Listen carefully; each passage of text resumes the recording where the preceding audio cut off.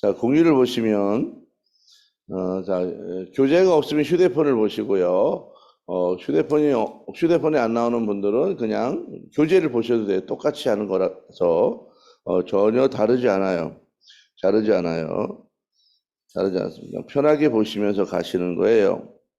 자, 1번. 구원의 5단계가 있다. 구원의 5단계. 자, 구원의 5단계. 구원이 5단계가 있고 7단계가 있는데 그냥 5단계를 보시는 게 제일 간단해요. 어디냐면 4페이지를 말하는 거예요. 4페이지. 자, 교재로 보면 4페이지로 가세요. 4페이지 보면 구원의 5단계 장별 분해 설명이라는 게 나와요. 4페이지. 자, 거기 보면 첫 번째, 보고 듣고 알고는 1장 2장이에요. 보고 듣고 알고 1장 2장. 하나님께서는 고난의 환경을 통하여 주의 백성을 구원으로 부르신다. 그랬어요. 자, 보고 듣고 알고라고 하는 것이 뭐냐면, 하나님께서 내 환경을 아시는 거예요. 그래서 내 삶 속에 오셔서 나를 부르시기 위해서 어떤 환경을 조성하는 것입니다. 이것이 보고 듣고 알고의 단계인데, 그럼 누가 보고 듣고 아는 거냐? 하나님이 나를 보고 듣고 아는 거예요. 내 삶의 고난과 내 삶의 눈물과 내 삶의 아픔과 이 고단한 나의 생의 삶의 문제에 하나님이 오셔서 나를 아시는 거예요. 그러니까 내 환경의 어려움 속에 있다고 하는 것을 하나님이 다 알고 계시고, 그때 내가 기도하는 것을 하나님이 보고 계시다, 듣고 계시다, 알고 계시다는 것입니다. 그래서 고난의 환경이 펼쳐졌을 때 하나님의 백성들이 해야 할 가장 중요한 해야 할 일이 뭐냐 하면 바로 기도예요. 기도. 그러니까 고난이 왔는데도 기도하지 않아. 고난이 왔는데도 하나님 앞에 매달리지 않아. 그 사람은 이 고난이 계속되는 거예요. 왜냐하면 고난의 환경을 열어놓고 나를 부르시는 거예요. 그럼 빨리 응답을 해야지. 한마디로 말하면 밖에서 문을 두드리는 거, 계속 이렇게 두드리는데 빨리 문을 열면 되잖아요. 근데 안 여는 거예요. 그럼 주님이 계속 두드리는 거예요. 계속 빨리 열으라고. 바로 문을 두드리는 게 뭐냐 하면 바로 고난의 환경을 베푸는 거예요. 왜? 빨리 나를 구원하시려고, 빨리 나를 하나님의 축복의 세계로 이끌어 가시려고. 근데 사람들이 바로 여기서 응답을 해서 만약에 죽게 나가면 오해하는 거예요. 내가 혹시 더 큰 손해를 보지 않을까, 또 거기에 묶이지 않을까, 또 매이지 않을까. 그리고 세상에 악한 사람들이 뭐라고 그래요? 교회 나가면 다 뭐 털린데, 또 이단들을 보고 나서 학습을 많이 해서 교회 가면 망한데, 뭐 이런 엉뚱한 이야기를 자꾸 들려주면서 오히려 하나님께 나가는 것을 방해하는 세력들이 생기는 거예요.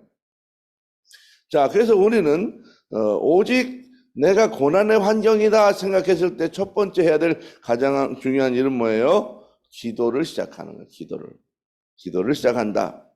자, 1번 보세요. 하나님께서는 택하신 백성들의 어려움을 보시고 부르짖는 소리를 들으시고 그들의 근심과 절망을 아셨다. 자, 보고 듣고 알고의 1장 2장에서는 그 핵심 키워드가 뭐냐 하면 고난이에요. 고난. 사람이 고난은 다 달라요. 사람마다 고난이 달라요. 어떤 사람은 질병의 고난이 있고, 어떤 사람은 경제 어려움의 고난이 있고, 또 어떤 사람은 자식의 고난이 있어요. 자녀 때문에 고난이 있고, 어떤 사람은 관계의 고난이 있어요. 어떤 사람은 마음의 고난이 있어요. 자, 이렇게 고난이라고 하는 것은 그 사람마다 다 그 고난의 환경이 다르게 나타난다. 이 고난의 환경은 바로 그 사람이 가장 어려워하는 문제로 환경을 베푸시는 거예요. 하나님께서 나를 아시고 그 고난 속에 나를 쏙 집어넣어서 나로 하여금 손들게 하는 거예요. 손들게. 그래서 고난을 베풀어 주셨는데 빨리 손을 들어야 되는데 손을 빨리 안 들어. 항복을 안 해. 그러면 고난이 점점 길어진다는 거예요. 어떤 사람들은 고난을 굉장히 오래 받아. 오래. 작년에 보니까요, 제가 노회 가서 이 고시부 위원이라서 노회에 이제 내가 앞으로 목사가 되겠습니다라고 하는 분들이 이제 노회 들어와서 고시를 보여. 고시 봐요. 고시를 보고서 이제 기본이 됐나 안 됐나를 점검하거든요. 근데 너무 놀랍게도 65세쯤 된 어른이 왔어. 응? 근데 이분이 보니까 65세가 됐지. 어때? 눈도 어둡지. 또 잘 걷지도 못해. 또 걷지도 못해. 응? 말도 조금 잘 못해. 보니까. 그래서 제가 그래서 아니 지금 신학교 들어가셔서 졸업하면 은퇴한다고 당신은 전사님은 은퇴한데 이제 무슨 신학을 하냐. 지금 65세가 돼가지고 대학원을 마지막 3년 가야겠다는 거예요. 아니 그럼 68세 그럼 바로 은퇴인데 무슨 그런 걸 하냐. 그래도 자기는 끝까지 가겠다. 왜 그러냐고 물어봤어. 그랬더니 하는 말이 그거예요. 자기가 하나님이 진작부터 나를 불렀는데 내가 돈 벌고 하니라고 계속 밀었다는 거야. 그런데 나중에는 남은 게 한 개도 없다는 거야. 자기는. 다 털어가시고 이제는 몸까지 다 털어가지고 이 지경이 됐다는 거예요. 이제 마지막까지라도 안 가면 내가 죽을 것 같다는 거예요. 그래서 그냥 공부하고 은퇴를 하는 망정 내가 1년만 한 있어도 내가 가겠다고. 그래서 할 수 없이 아예 가시라고. 그리고 그냥 사인해서 신학교 대학원 가는 과정을 인정해 줬어요. 여러분 그런 거예요. 하나님이 부르실 때 빨리 손을 들고 기도 시작해야지. 고난이 왔을 때 버티면 뭐가 와요? 고난이 계속 와요. 고난이. 그리고 고난이 이 고난이 왔다 저 고난이 왔다 종류가 계속 바뀌어. 그리고 나를 계속 몰아붙여. 그리고 나를 다 털어낸다고. 몸만 딱 남게끔. 자, 이렇게 고난의 환경이 베풀어졌다. 그러면 빨리 손을 들고 기도를 시작해야 된다. 이 고난의 환경이 왔음에도 불구하고 버티는 사람은 아주 미련한 사람이에요. 결국은 다 털리고 나서 와. 그래도 안 오면 어떤 일이 벌어져요? 작심에 맞아요. 그리고 나중에 어떤 게 누워서 하나님께 오게 돼. 누워서. 아예 그냥. 얼마나 불쌍하냐고. 얼마나 불행하냐고. 안 그래요? 그래서 우리는 부르시면 즉각 온다. 두 번째. 3장부터 11장까지 내려가서의 단계인데, 자, 이 내려가서 하나님께서 나를, 자, 교재를 보세요. 찾아오신 사건을 은혜라고 합니다. 이스라엘도 모세도 하나님께서 먼저 찾아오셨다. 구속사는 그리스도와 연합한 사람들을 통하여 일하시는 하나님의 구원 역사이다. 하나님께서는 직접 오시지 않고 준비된 일꾼, 즉 대행자를 보내셔서 택하신 백성을 구원하신다. 여기서 중요한 게 뭐냐면 대행자가 있다는 거예요. 하나님의 대리자. 자, 3장부터 11장까지는 내려오는 거예요. 누가 내려와요? 하나님이 내려오는 거예요. 그것을 은혜라고 말하는 거예요. 은혜의 단계가 있어요. 내가 손을 들고 기도를 시작하면 은혜의 단계로 내가 넘어가요. 그럼 누가 와요? 하나님이 내게 오셔요. 다가와요. 근데 하나님이 직접 오는 것이 아니라 누굴 통해서? 대리자를 통해서 온다는 거예요. 대리자. 그래서 이스라엘 백성들의 대리자는 누구예요? 모세라고 하는 사람이에요. 모세. 그러나 지금 현실에 오늘날 현실 속에서 대리자는 누구예요? 주의 종들을 말하는 거예요. 목회자들을 말하는 거예요. 목회자들. 그래서 여기서 많은 사람들이 방황해요. 내가 손들고 기도하고 나서 이제 하나님께서 대리자를 보내시는데 이때 미련해가지고 사람들이 대리자를 이리 가서 찾고 저리 가서 찾고 그러는 거예요. 또 뭐 여기 가서 막 안수받고 저 가서 안수받고 여기서 물어보고 저기 가서 물어보고 뭐 예언 어디 없나 뭐 그럴 필요가 없다는 거예요. 하나님의 대리자를 그렇게 멀리 내가 찾아다니도록 하는 것이 아니라 그 대리자를 내가 알 수 있도록 딱 어디에 보내요? 교회를 통해서 보내는 거예요. 그래서 예수님 오신 이후는 교회 시대예요. 교회 시대. 그래서 하나님의 대리자는 어디에 다 와 있다? 교회에 와 있다는 거예요. 교회에. 그래서 우리가 교회를 통해서 복을 받고 교회를 통해서 길을 찾는 것이지 여기 있다 저기 있다 아니라니까요. 그냥 교회를 오는 거예요. 그래서 교회 주의 종들을 통해서 이 하나님의 대리자로 나가는 것입니다. 사람들이 그래서 제일 이 시대에 중요한 게 뭐예요? 내게 잘 맞는 좋은 교회를 선택하는 게 너무 중요해요. 이 땅에 교회가 어마어마하게 많아요. 또 아주 준비된 목회자가 있고 준비가 덜 된 사람이 있고 또 가짜 목회자도 많고 이단 목회자도 되게 많아요. 요즘 들으니까요. 신천지를 들었더니 신천지가요 6개월짜리 신학교가 있다는 거예요. 6개월만 하면 목사라고 그랬는데 자기들이. 근데 이 1년에 이런 게 막 10,000명씩 막 이렇게 나온다는 거예요. 1년에. 전국에. 그래서 대회를 해, 이 사람들이. 대회를 해가지고 6개월에 한 번씩 수료식을 해요. 그러면 그들끼리 서로 목사라고 그러고 또 스스로 선교사라고 불러. 너무나 놀랍게도. 얼마나 놀랐는지 몰라. 그래서 여러분, 누구세요, 여러분? 목사라고. 그러면 여러분 다 목사라고 앞으로 믿으면 안 돼. 이게 신천지 목사인가? 신천지 목사는 무조건 뭐예요? 가짜예요. 목사가 아니에요. 그냥 이름만 스스로 목사라고 부르는 거예요. 하여튼 교양이 없기로는 신천지가 참 없어. 앞으로 우리 교단은 목수라고 부르든지 이름을 바꿔야 할 것 같아요. 너도 나도 다 목사라는 거예요. 나는 이 신학교 하는데 신학 공부만 10년 해가지고 안수 받았는데 6개월 해가지고 목사 됐으면 세상 말이 안 되는 거예요. 말이 안 돼. 왜 성경이 그렇게 쉽게 풀어지는 게 아니에요. 6개월 공부하러 다 안 돼. 자기는 모든 문제를 성경에서 다 해답을 얻었다는 거예요. 말도 안 되는 소리 하는 거예요. 그게 해답이 와요. 6개월 두고 성경을 다 안 돼. 다 풀 수 있대. 거짓말이 아니라 무식해서 그러는 거예요. 풀어지지 않아. 평생을 공부해도 잘 모르는 게 성경인데 왜? 지금 모세 사건이 언제 건이라 그랬어요? 지금부터 얼마 전 거예요? 3,500년 전의 사건인데 어떻게 그 많은 걸 다 해석해요? 사실은 쉽지 않아. 어마어마한 수많은 신학자들이 연구에 연구를 해서 수없이 많은 것을 밝혀냈기 때문에 이만큼 아는 거지. 어렵다고, 어려워. 하나님의 이름이 뭐예요? 여호와잖아, 여호와. 근데 하나님 이름이 여호와인지 알아낸 지 얼마 안 됐어요. 왜냐하면 이스라엘 백성들이 여호와라고 하는 말을 부르지 않았어. 왜? 그거 불렀다가 저주받을까 봐. 이스라엘 백성들이 최근까지 몇백 년 전까지만, 200~300년 전까지만 해도 하나님의 이름을 아도나이라고 불러요. 아도나이. 그래서 하나님의 이름이 아도나이인 줄 알았어요, 원래. 근데 아도나이가 아니라 여호와였더니 여호와, 야훼 하나님.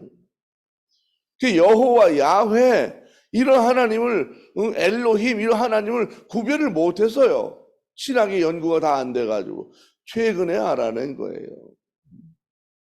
여러분 얼마나 이게 어려운데 6개월 공부했다고 목사가 됐다고? 여러분 혹시 나가서 누가 목사라고 하면요 물어봐야 돼. 신천지에서 나온 목사입니까? 아니면 정통교단 목사? 교단이 어디세요? 물어봐야 돼요. 이게 얼마나 중요한지 몰라. 우리 통합증은 제가 목사 됐는데 10년 걸려요. 10년, 딱 10년 걸려요. 안수받는 데까지 10년. 얼마나 어려워. 의사보다 더 오래 공부한다니까 이게. 진짜 어려워요. 어떻게 금방 해. 그래서 여러분 이 대행자를 아무나 찾아가면 안 된다는 거예요. 그 여러분 목회자들도 다 그 나름대로 뭐가 있어요? 다 수준이 있어요. 수준이. 정통적인 공부를 하셨느냐? 충분히 준비됐느냐? 여러분 목사가 만약에 준비가 안 됐는데 사람을 다루면 영혼을 죽게 만들어요. 병원의 의사가 충분히 준비 안 하고 실습을 안 하고 공부를 제대로 안 한 사람이 만약에 집도해서 수술을 해. 그 환자 어떻게 되겠어요? 장애인이 되거나 죽는 거야. 그렇지 않아요? 교회도 마찬가지예요. 저 담임 목사가 준비가 덜 됐거나 공부를 제대로 안 했거나 잘못 배우면 어떤 일이 벌어져요? 온 교인을 영적 장애인 만들거나 영적으로 다 죽여버리는 거예요. 위험하게. 가정을 무너뜨리고 개인을 무너뜨리고 가정을 다 흐트러 버린다고요. 얼마나 위험한 일인지 몰라요. 그래서 여러분 좋은 목회자를 만나는 게 축복 중에 축복인 거예요. 대행자를 만나는 거예요. 대행자. 이것은 누가 구별해야 돼요? 내가 구별해야 되는 거예요. 이게 내가 대행자인지 아닌지를 내가 구별해. 근데 이 구별을 못하니까 받고 바로 교회를 놔두고도 다 여기 돌아다녀. 저기 가서 안수받고 저기 가서 안수받고 저기 가서 예언 듣고 여기서 예언 듣고 여러분 이게 얼마나 불행한 일이냐고요. 우리는 하나님의 말씀과 그 은혜 또 하나님의 역사가 교회를 통해서 주의 정도를 통해서 나타난다고 하는 것입니다. 이 대행자가 교회 안에 있다는 거예요. 영적 지도자들이. 하나님은 멀리 보내지 않고 바로 그때. 그래서 내려가서 3장에서 11장의 키워드는 뭐냐면 은혜다.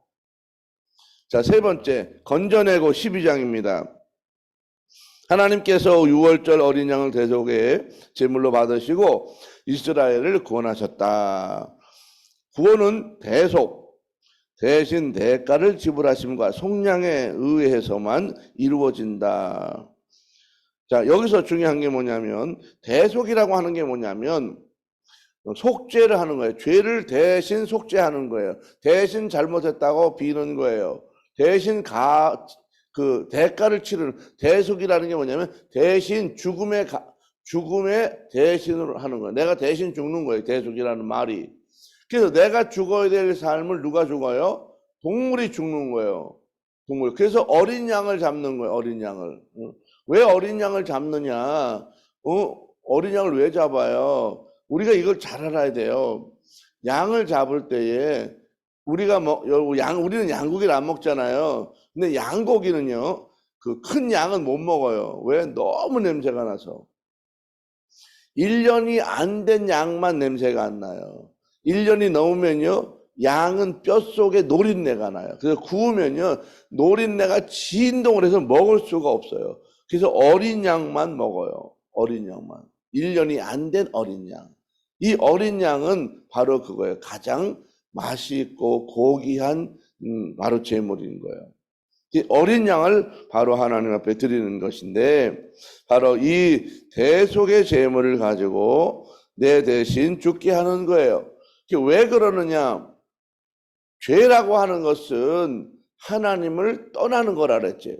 죄는 하나님을 떠나고 하나님과 분리된 상태를 죄라고 말하는 것인데 이 죄의 대가는 뭐예요?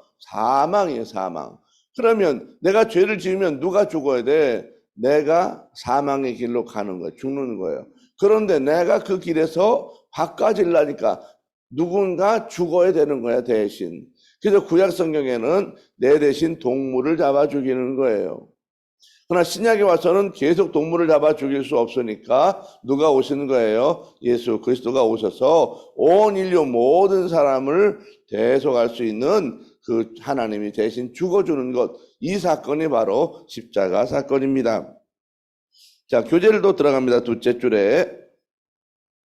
자, 어린 양이 대신 죽임을 당해 구원받은 가정은 문틀에 피를 발라 표시하고 장자 구원을 얻었다. 이스라엘 백성들은 애굽인의 손에서 죄에서 우상숭배 하나님의 공의로운 심판에서 건짐을 받아야 한다. 여기서 보면 자, 문틀 내가 문에 이렇게 발라요.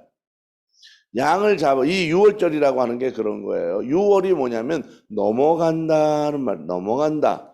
그래서 입구에다가 양을 잡아가지고 이렇게 발라. 쭉 피를 발라요. 쭉 발라.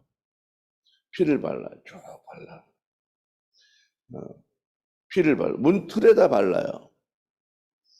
그래서 이 피가 어디에서 볼 수 있도록 발라야 돼요? 밖에서 볼 수 있도록 바르는 거예요. 그래서 구원이라고 하는 것은 내 속에만 가지고 있다고 구원이 일어나는 게 아니라는 거예요. 예수 믿는데 예수 믿는 걸 감춰. 이 사람은 구원이 일어날지 의심해 봐야 돼요. 이 유월절은 반드시 밖에 발라야 되는 거예요. 밖에. 그래서 마음으로 믿어 의에 이르고 입으로 신하여 구원에 이른다는 말이 뭐예요? 밖으로 나를 예수 믿는다고 표시하라는 거예요. 이것이 바로 유월절입니다. 유월절. 내가 예수 믿으면 예수 믿는 사건을 분명히 표시해야 돼요. 그래서 우리가 밥 먹을 때 반드시 기도하는 이유가 뭐예요? 나 예수 믿는 사람이야. 나 하나님 믿는 사람이야. 하나님께 감사한 사람이야. 누가 뭐라 상관없어요. 제가 오늘도 7시 되면 또 이 워커힐에 가서 회의를 해야 돼서 이제 옷을 바꿔 입었는데, 거기 가서 사실은 굉장히 많은 사람이 와요. 오늘 뭐 여기 이 중요한 분들하고 또 회의를 하게 되는데, 거기 가서 당당히 같이 대표로 기도해요. 다 기도하고, 누가 사람이 뭐 많든지 적든지, 우리 뭐 돈 주고 우리가 먹는데 왜 기도 못해요? 같이 기도하고, 아멘하고, 그리고 밥 먹는 거예요. 우리가 어느 곳에 가든지 다 예수 믿는 사람입니다. 이게 죄예요? 부끄러운 거 아니에요. 당당히 나를 위해서 돌아가신 그분을 나타내는 거예요. 그럼 나는 하나님의 자녀입니다. 나는 그 하나님의 인도를 받는 사람입니다. 라고 하는 걸 분명히 표시하는 것입니다. 이것이 뭐예요? 구원에 대한 감사예요. 구원에 대한 당당함이라고요. 그래서 이 건져낸다고 하는 것은 구원이다. 키워드가. 자, 네 번째, 인도하여로 가요. 자, 인도하여 13장부터 24장까지 인도하여. 자, 어디 인도한다 그랬어요? 네? 자, 13장부터 24장까지 이사 가는 거라. 이사를. 인도는 이사를 가는 거예요. 어디로? 홍광시. 첫 번째 홍해, 두 번째 광야, 세 번째 시내산으로 가는. 그래서 홍해는 몇 장이에요? 13, 14. 그 다음에 광야 15, 18. 그렇죠? 그 다음에 시내산 19, 24 이렇게 된다 그랬어요. 그냥 이 순서대로 외워야 돼. 이렇게 꾀를 부리면 헷갈려서 안 돼. 자, 인도하여는 몇 장이에요? 인도하여는 몇 장? 13부터 이사 가는 거. 24장, 24장. 다시, 자, 계속 외워야 돼요. 자, 몇 장부터 몇 장까지? 13장부터 24장까지 이사 가는, 인도하여는 이사를 가는 거야, 계속. 이사. 어디 이사를 가요? 홍광시, 홍해 13, 14. 그 다음에 광야 15, 18. 그 다음에 시내산 19, 24. 이렇게 외우는 거 그냥 이대로. 생으로 이대로 외워야 돼요. 그래야지 쉬워요. 자, 시작. 자, 홍광시.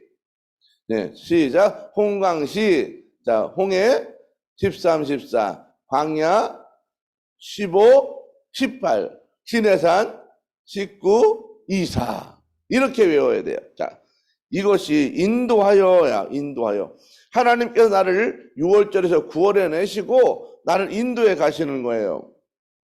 인도에 가시는데, 자, 이스라엘 백성들은 애굽으로부터 교제로 가는 거예요. 애굽으로부터 탈출하여 홍해, 그 다음에 광야, 시내산 이르는 성화의 과정을 거친다. 자, 왜 인도해 가요? 이 사람을 닦아는 것다. 돌을 닦게 만드는 거. 어디에서? 광야에서.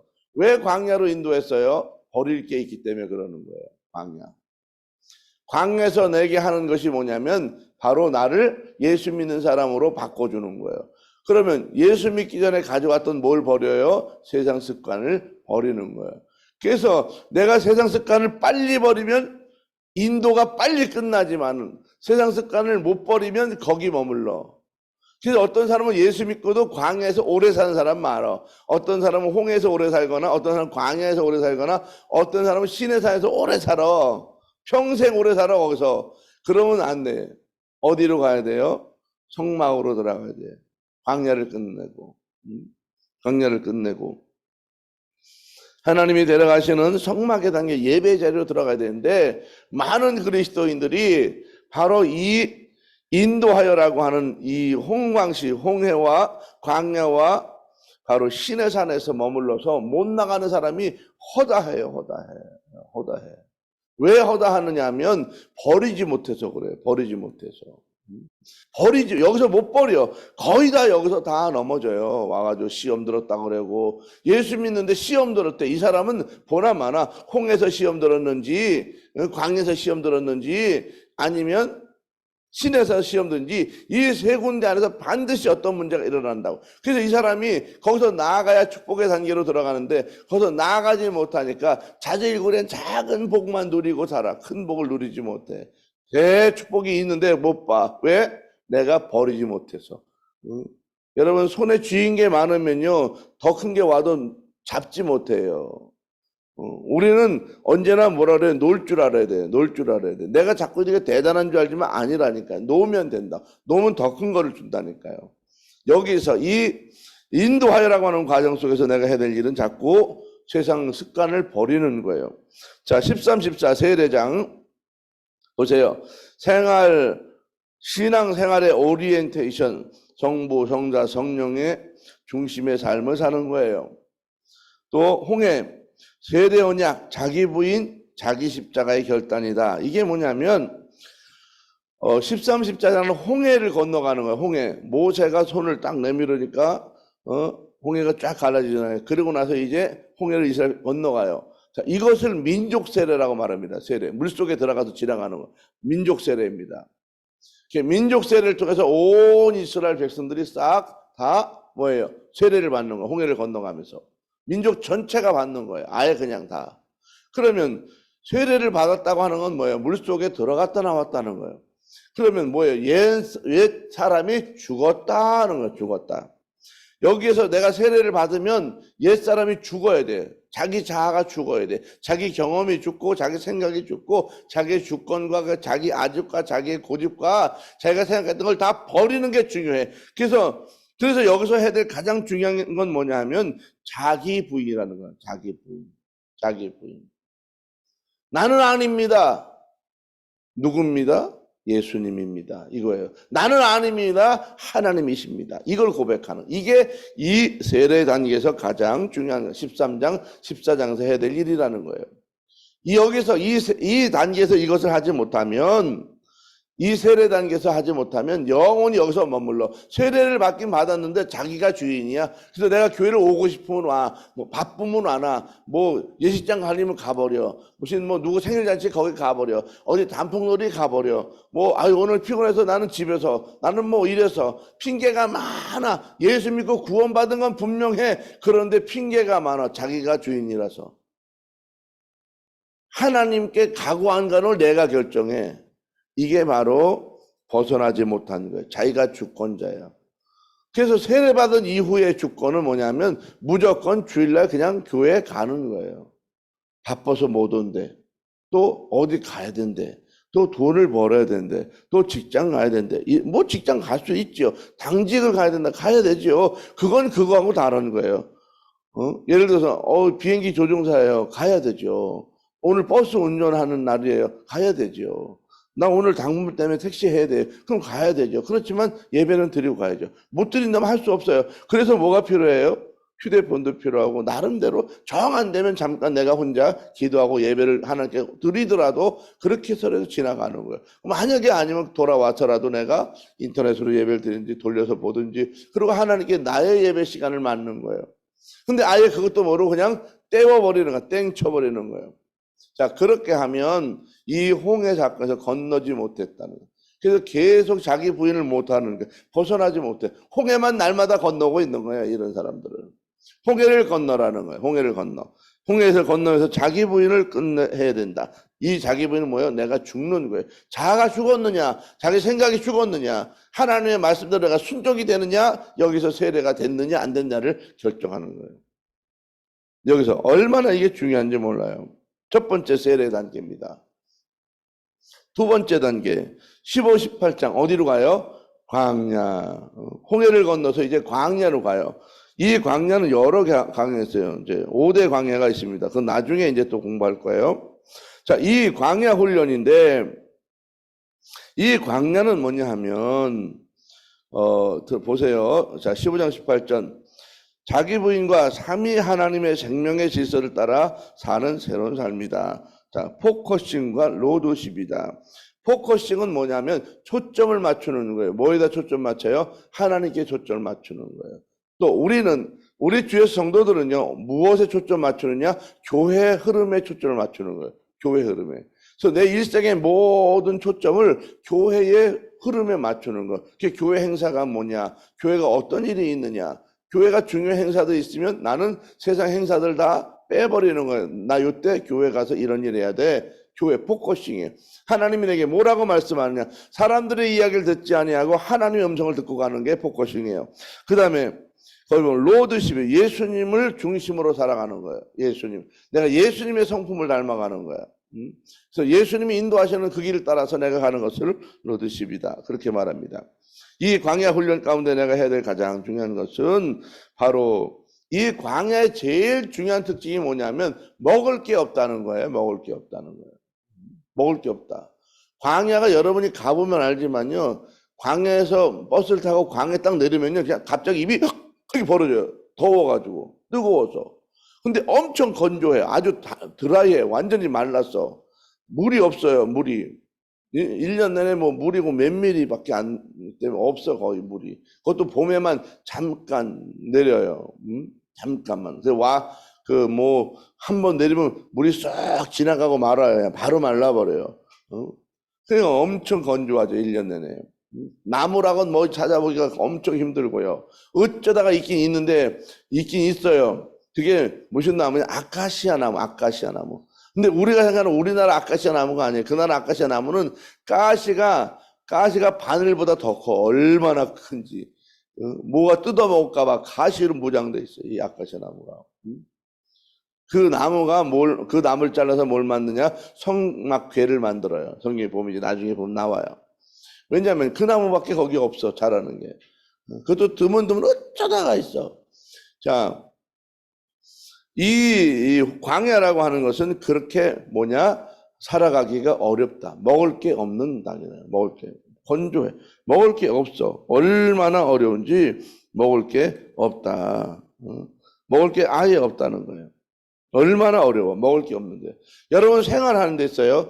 여러분이 예수 믿고 광야를 지나가는 사람 많아요. 광야를 지나갈 때 내 삶의 문제가 뭐냐면 먹을 게 없어지는 거예요. 내가 매일매일 살아가는 삶의 근간을 막 목 졸려 사는 거예요. 어떻게 살지? 내일 어떻게 살지? 내일 어떻게 살지? 내 집에 쌀이 똑 떨어지고 내 은행에 계좌에 돈이 똑 떨어지고 내가 어떻게 살아갈지 몰라. 왜? 이리 나가도 저가도 길이 없어. 나가면 입이 벌어져. 내가 보니까 한국 전 세계적으로 요즘 같은 시대가 바로 광야 시대 가는 거예요. 온 나라가 광야 가는 거예요. 광야를 가는 광야. 얼마나 어려워. 경제가 얼마나 어려워. 매일같이 오르고 돈은 뭐 쓸 게 없고 옛날에 10만 원 갖고 가면 쓸만했는데 요즘 10만 원 가면 옛날 만 원짜리 같아요. 어떻게 빨리 없어지는지. 무서워. 그렇지 않아요? 이게 광야라는 거예요. 광야. 이 광야는 내가 아무리 벌고 아무리 애를 써도 떨어져. 신기하게 떨어져. 신기하게 바닥이나. 자, 이 광야의 특징 중에 하나는 바로 뭐예요? 하나님이 공급하시는 걸 너희가 알라는 거예요. 내가 공급한다는 거예요. 그래서 뭘 내려줬어요? 만나를 내려. 만나. 만나가요. 매일 내리는 거야. 매일 이 만나. 그래서 너가 뭘 보라는 거예요? 하늘을 보라는 거예요. 너를 공급하는 것은 나라는 거예요. 그리고 매일 주겠다는 건 매일. 너가 수고하고 애쓴다고 욕심 부린다고 많이 거뒀다고 되는 게 아니라는 거예요. 네가 먹을 만큼 내가 원하는 만큼 매일 주겠다는 거예요. 이것이 바로 광야예요. 그래서 이 광야를 통해서 무엇을 내가 가져야 돼? 하나님이 나의 전적인 공급자라고 하는 걸 믿어야 돼요. 가난을 걱정하지 마요. 나에게 필요한 건 하나님이 반드시 때가 되면 분명히 공급하신다는 이걸 믿어. 이게 바로 광야 훈련이에요. 이거를 믿지 못하는 사람. 그래서 이걸 믿지 못하는 사람은 어떤 일이 벌어져요? 돈이 떨어질까 봐 교회를 못 와. 돈이 떨어질까 봐. 그래서 주일날도 돈을 벌어야 돼. 이 사람은 평생 그렇게 살아야 돼. 그래도 돈이 안 모여져. 왜? 이것이 광야야. 광야. 그 광야에 머물러 사람은 평생 광야에 머물러. 맨날 돈이 안 모아지고 맨날 거기서 허덕이는 거야. 돈이 안 와. 얼마나 불안해. 그런데 이 불안에서 벗어나지 못해. 과감하게 내가 놓고 하나님 앞에 나와 예배하고 기도하고 그래도 내가 공급한다는 거예요. 내가 굶어도 하나님 나를 내일 분명히 공급한다는 이걸 믿어. 이게 바로 광야 훈련이라는 것입니다. 바로 생명의 질서. 나의 생명은 누구에게 있다? 하나님께 있다는 거예요. 이것이 광야 질서예요. 그래서 나는 내 모든 생명은 누가 책임진다? 하나님이 책임지신다. 이것을 분명히 믿고 따라가는 것입니다. 바로 이 생명의 질서입니다. 생명의 질서. 이 생명의 질서를 믿는 사람이 가는 거예요. 생명의 질서 따라가시면 분명히 역사가 일어납니다. 자, 그 다음에 19장 24장까지는 뭐예요? 자, 시내산이에요. 시내산. 이 신의 산은 하나님이 본인을 나타내. 나는 이래. 나는 이런 하나님이야. 난 이런 신이야. 라고 하는 것을 나타내요. 그래서 여기에서부터 신의 산에서부터 무엇을 가르쳐요? 하나님의 통치 원리를 가르쳐요. 말씀을 가르쳐요. 그럼 광야 가운데는 말씀이 들어올까 안 들어올까? 내가 광야 지날 때까지는 말씀이 내게 안 들어와요. 하나님의 말씀을 적어도 수용하고 받아들이고 아멘하고 쫓아가려면 신의 산까지는 갈 수 있어야 된다는 거예요. 결국 세상에 먹고 사는 것 때문에 세상의 메인 사람은요, 아무리 설교해도 귀에 안 들어와요. 왜? 자기가 아직까지 뭐예요? 생명의 주인이야. 내가 해서 먹고 살 수 있어. 교회도 내가 해서 돈 내야지 교회 다니는 거야. 이런 생각을 갖고 있는 사람은 아직 광야에 있는 거야. 나는 아무것도 아니야. 하나님 주셔야 돼. 하나님 주셔서 하는 거야. 이런 믿음을 가지면 이제 그때부터 어디로 넘어간 거예요? 신의 산으로 넘어가는 거예요. 내가 하나님 말씀 받고 사는 거야. 하나님 말씀하셔서 사는 거야. 하나님 인도하셔서 사는 거야. 이렇게 결정이 나고 믿기 시작하면 그때부터가 이제 신의 산에 내가 들어가는 거예요. 하나님의 말씀이 내게 떨어집니다. 말씀의 언약이 알아지고 깨달아져요. 자, 보세요. 19장 24장 하나님의 자유 계시 말씀 언약, 우리가 믿고 따라야 할 새로운 패러다임, 새 나라의 질서, 새 주인이신 하나님의 통치 원리를 가르쳐 주신다. 자, 무엇을 가르쳐요? 통치 원리가 뭐냐면 하나님의 사상, 가치, 기준, 원칙, 철학이에요. 나오지요? 거기 나와요. 뭐예요? 하나님의 사상, 가치, 기준, 원칙, 철학. 이대로 외워요. 하나님의 사상, 가치, 기준, 원칙, 철학. 가치, 기준, 원칙, 철학이에요. 하나님의 사상, 가치, 기준, 원칙, 철학이에요. 하나님이 이런 것들을 우리에게 가르쳐 주기 시작하는 거예요. 어떻게 살아야 돼? 이렇게 살아야 돼. 이렇게 살아야 돼. 이렇게 살아야 돼. 이렇게 살아야 돼. 하면서 바로 주는 것이 바로 이 하나님의 자기 계시예요.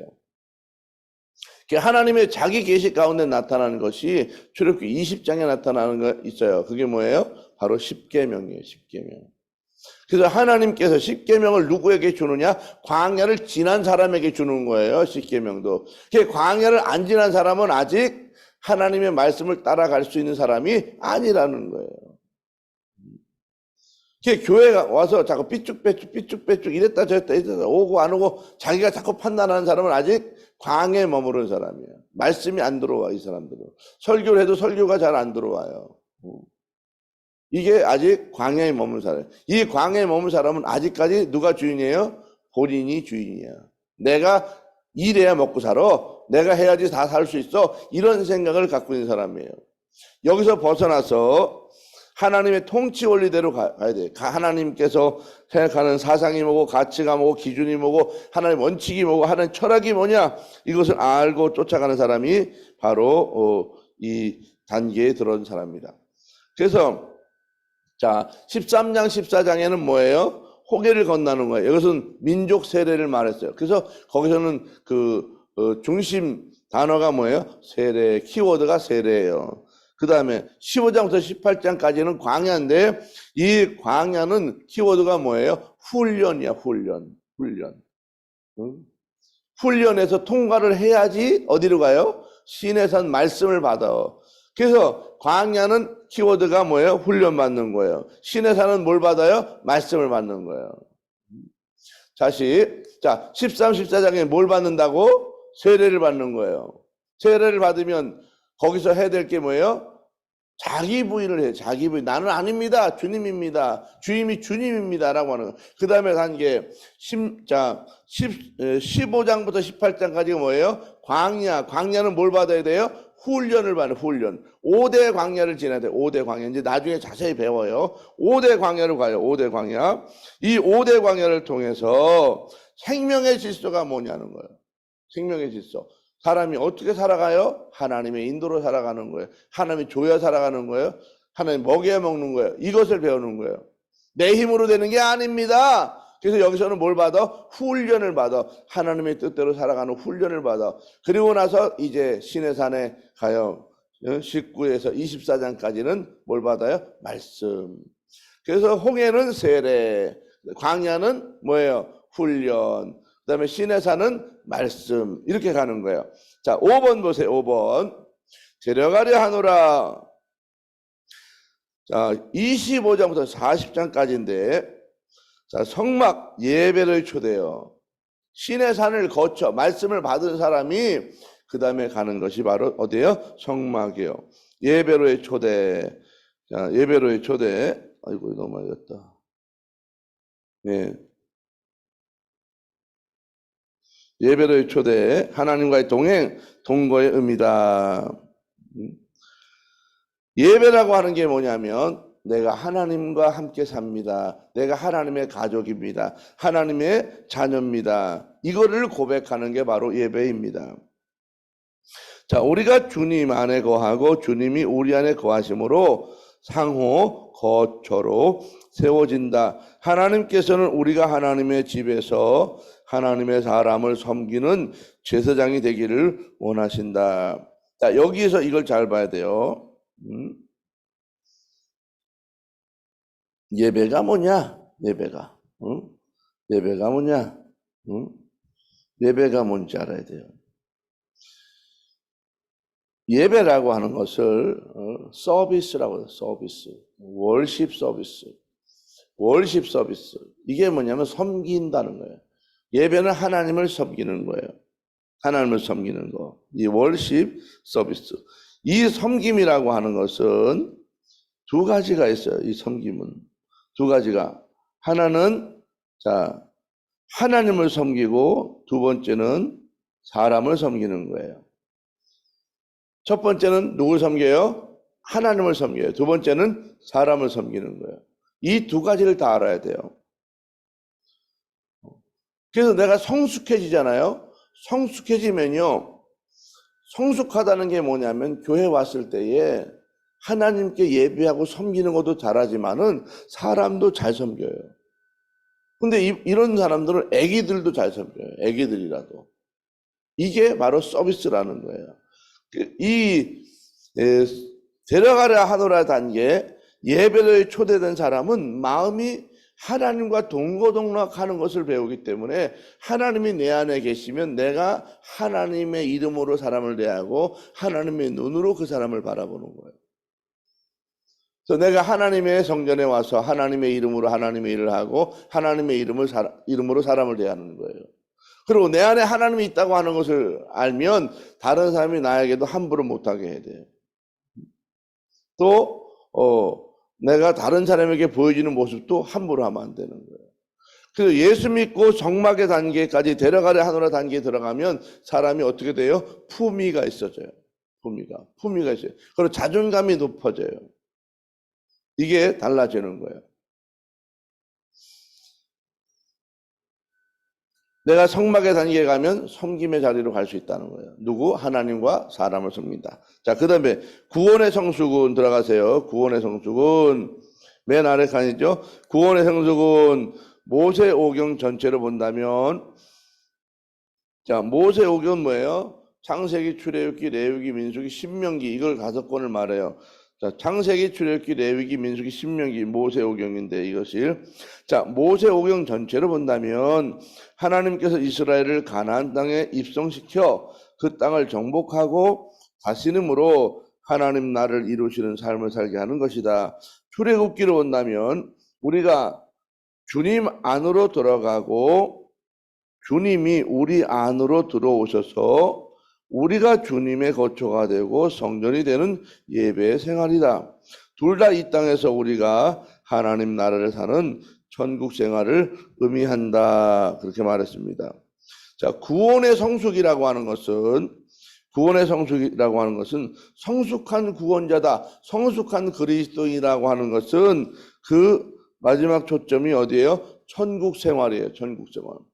그래서 예수 믿는 사람은 아침에 일어나면 기뻐야 돼.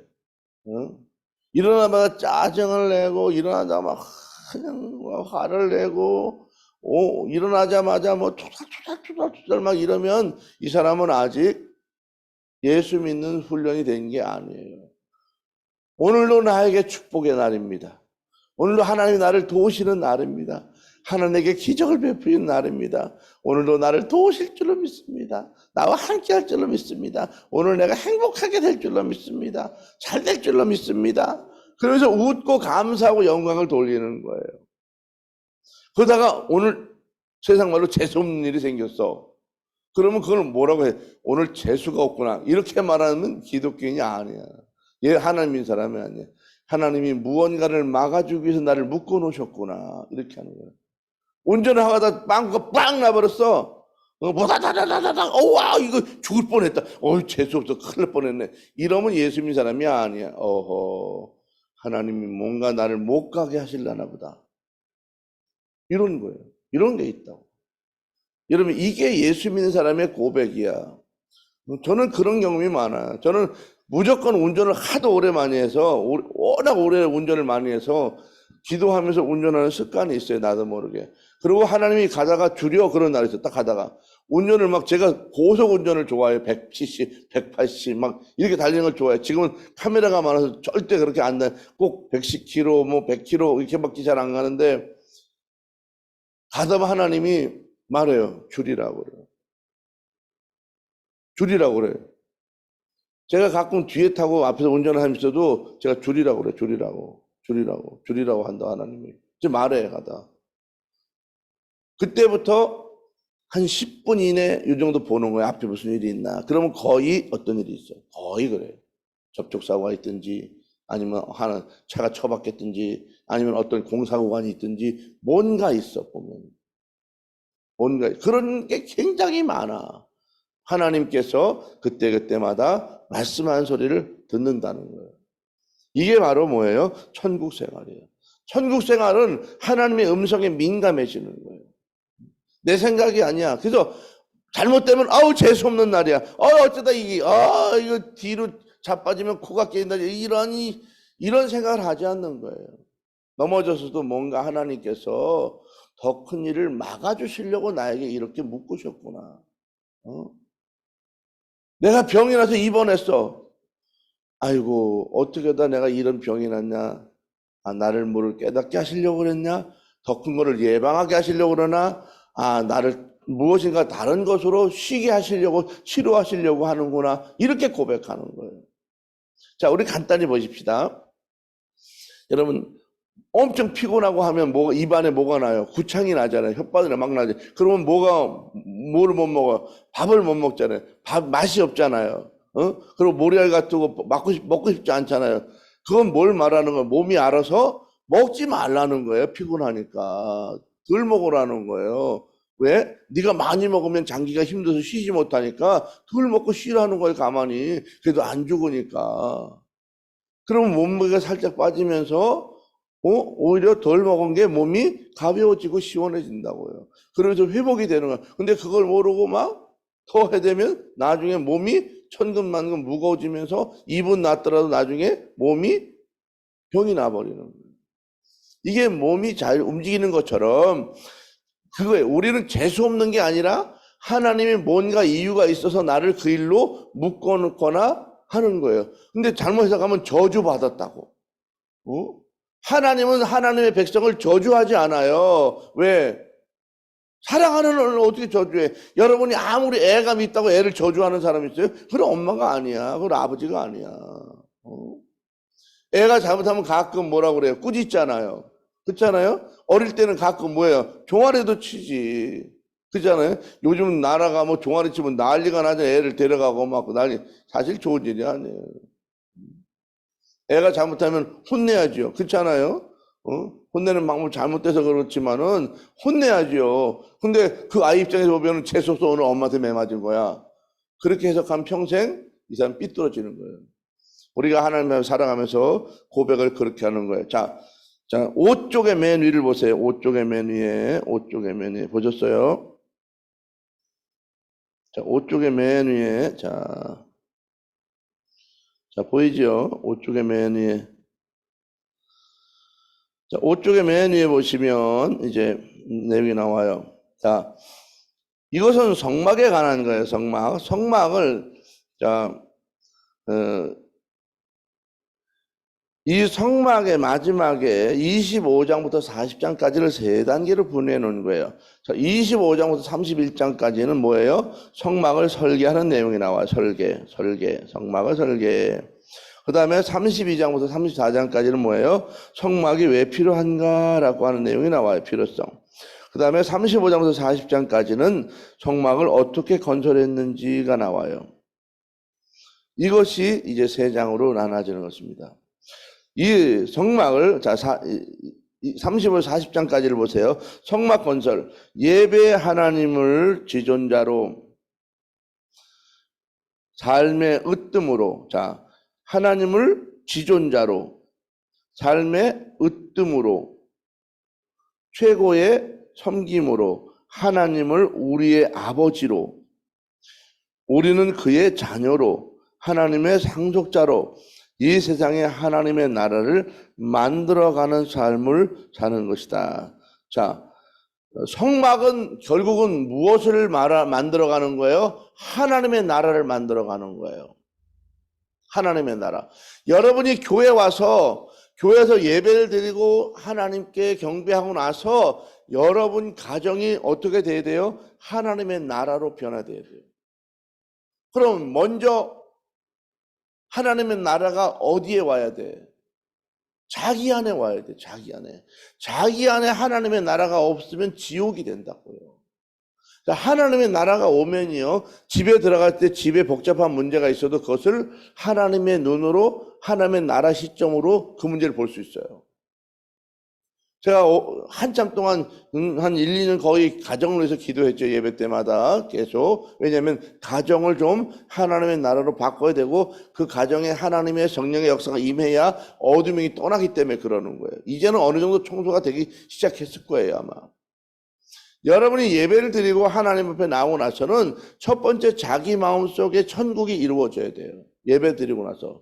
근데 이 예배 드릴 때 올 때 이 천국의 마음이 안 되는 이유가 뭐냐면 뭔가 다른 생각을 빨리 끝나고 예식장 가야 되는데 이 사람은 그날 보라 많아야 안 돼. 뭐 예배 드리고 왜 이렇게 오래 하지? 이 생각을 오는 순간 그 사람은 예배를 못 드려. 오늘 목사님이 또 늦게까지 하나? 이런 마음을 가지고 있는 사람은 못 드려 예배를. 그냥 오늘 내게 어떤 하나님의 은혜를 주실까? 내게 어떤 복을 주실까? 내게 어떤 하나님의 약속을 주실까? 내게 오시면 내가 아멘하고 받아고 능력을 가지고 갈 거야 라고 하는 결심을 오면 기다려지고 말씀 하나하나가 내 속에 들어오고 천국이 이루어지고 능력이 임하고 하나님의 은사가 들어오는데 그거를 못 믿어요. 그리고 자꾸 형식적으로 바꾸는 거야. 땡 치고 끝내지. 땡 치고 12시 땡 왜 안 끝나지? 5분 지났어. 10분. 이건 어려워요. 그러면. 여기에서 노임 받아요. 노임 받아. 노임 받아.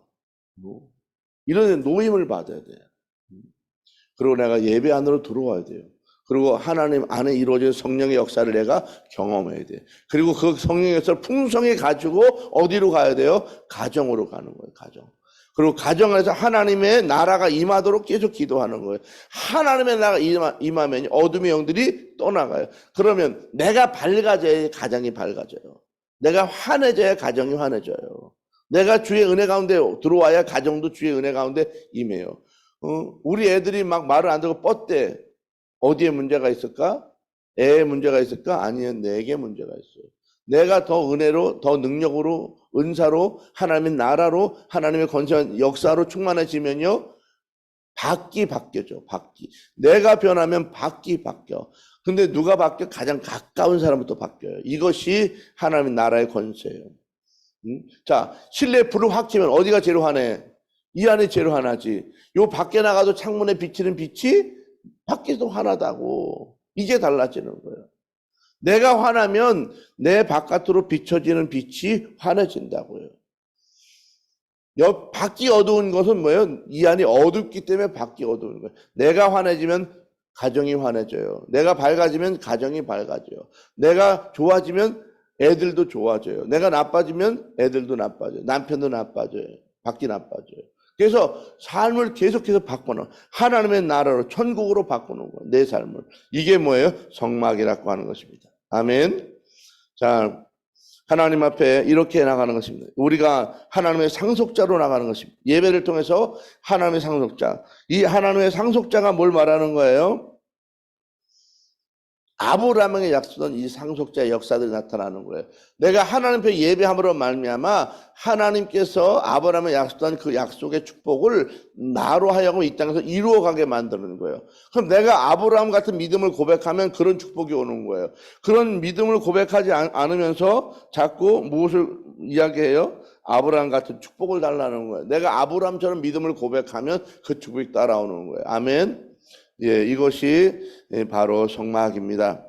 자, 기도하십시다. 이제 하나님 내게 은혜를 주소서. 오늘도 내게 그런 믿음을 주소서. 내게 그런 역사를 이루소서. 하나님 앞에 기도하면서 가십시다. 자비로우신 아버지 하나님 감사합니다. 오늘 세 번째 날 하나님의 귀한 말씀에 들어갑니다. 아버지 하나님 주의 성들 도우시고 오늘 주의 말씀 가운데 은혜를 베풀어 주시며 은총 가운데 역사하시고 하나님 주의 성들의 가정에 평안과 은혜가 있게 하시되 오직 주 안에 들어와서 천국을 누리게 하옵소서. 하나님 귀한 말씀을 하나하나 깨닫게 하시고 이제 어둠을 이기고 빛이 되게 하시며 세상의 주관자로부터 이제 능력을 얻어 온 세상을 주관하는 능력이 오늘 월드비님께 주의 모든 성들 가운데 가득하도록 축복해 주옵소서. 오늘도 주 앞에 감사 예물을 드립니다. 이 예물을 받으시고 주의 놀라운 은총으로 복되게 하시되 넉넉하게 복을 더하여 주옵소서. 만 가지의 복을 더하여 주옵소서. 오늘도 기도할 수 있는 힘을 주시고 기도할 수 있는 권세와 능력을 더하시며